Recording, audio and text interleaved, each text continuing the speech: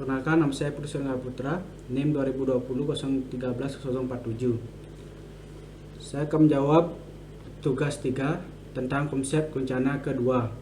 Soal pertama yaitu, jelaskan apa yang dimaksud dengan mitigasi bencana. Jawabannya adalah, mitigasi bencana adalah suatu rangkaian bentuk upaya yang dilakukan guna meminimalisir terjadinya risiko serta dampak bencana. Itu baik melalui pembangunan struktur ataupun dengan memberikan kesadaran serta kemampuan untuk menghadapi bencana. Soal kedua, apa sajakah jenis-jenis mitigasi bencana dan jelaskan? Jawabannya adalah 1. Mitigasi struktur, 2. Mitigasi non-struktur. Mitigasi struktural adalah upaya yang dilakukan untuk mengurangi risiko terjadinya bencana dengan cara melaksanakan pembangunan prasarana fisik. Dan sedangkan mitigasi non-struktural adalah upaya yang dilakukan untuk mengurangi dampak bencana yang kemungkinan akan terjadi, yakni melalui peraturan atau kebijakan tertentu. Soal yang ketiga, apa sajakah tujuan mitigasi bencana menurut Kolakar PB 2007? Jawabannya adalah 1. Mengurangi risiko atau dampak yang ditimbulkan oleh bencana khususnya bagi penduduk seperti korban jiwa atau kematian, kerugian ekonomi atau ekonomikus, dan kerusakan sumber daya alam.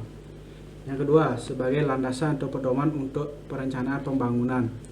Yang tiga, meningkatkan pengetahuan masyarakat atau public awareness dalam menghadapi serta mengurangi dampak atau risiko bencana, sehingga masyarakat dapat hidup dan bekerja dengan aman. Soal keempat yaitu, jelaskanlah berbagai kebijakan yang perlu ditempuh dalam mitigasi bencana. Jawabannya adalah 1.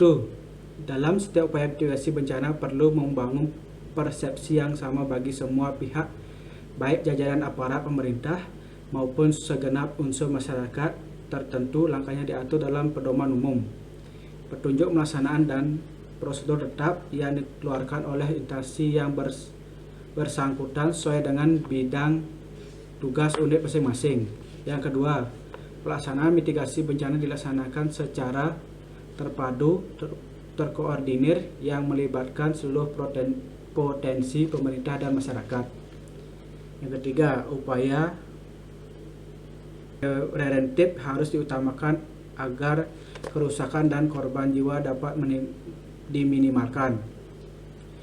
Yang terakhir, keempat, penggalaan kekuatan melalui kerjasama dengan semua pihak melalui perberdayaan masyarakat serta kampanye.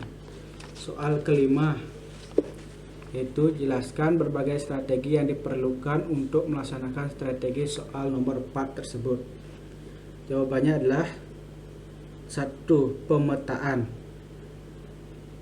Langkah pertama dalam strategi mitigasi adalah melakukan pemetaan daerah umum bencana. Peta rawan bencana tersebut sangat berguna bagi pengambilan keputusan, terutama dalam antisipasi kejadian bencana alam. Yang kedua itu pemantauan. Dengan mengetahui tingkat kerawanan secara dini, maka dapat dilakukan antisipasi jika sewaktu-waktu terjadi bencana, sehingga akan dengan mudah melakukan penyelamatan. Yang ketiga itu penyebaran informasi. Penyebaran informasi dilakukan dengan cara memberikan poster dan replet kepada pemerintah kabupaten atau kota dan seluruh Indonesia yang rawan bencana tentang tata cara mengenali, mencegah, dan penanganan bencana. Yang keempat, sosialisasi dan penyuluhan. Sosialisasi dan penyuluhan tentang segala aspek kebencanaan kepada masyarakat bertujuan meningkatkan kewaspadaan dan kesiapan menghadapi bencana jika sewaktu-waktu terjadi. Yang kelima, pelatihan atau pendidikan. Pelatihan difokuskan kepada tata cara pengungsian dan penyelamatan jika terjadi bencana. Tujuan pelatihan lebih ditekankan pada alur informasi dari petugas lapangan, pejabat teknis dan masyarakat sampai ke tingkat pengungsian dan penyelamatan korban bencana. Yang terakhir itu keenam, peringatan dini. Peringatan dini dimaksudkan untuk memberitahukan tingkat kegiatan hasil penyelamatan secara kontinu di suatu daerah rawan dengan tujuan agar persiapan secara dini dapat dilakukan guna mengantisipasi jika suatu-waktu terjadi bencana. Itulah jawaban saya dari tugas 3. Terima kasih.